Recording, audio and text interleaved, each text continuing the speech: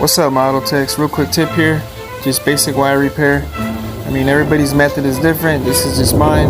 Hopefully it works out for you. I just get basic heat shrink tubing, slide it over the exposed wire. Just make sure you hold the wire in place with something.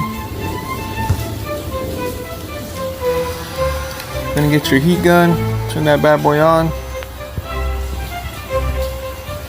I'm using the low setting on the heat gun. So I just give enough heat until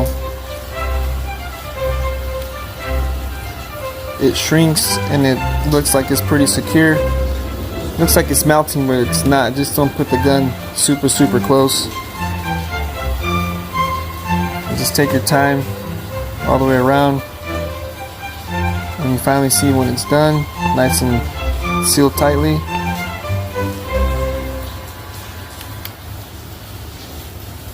You're good.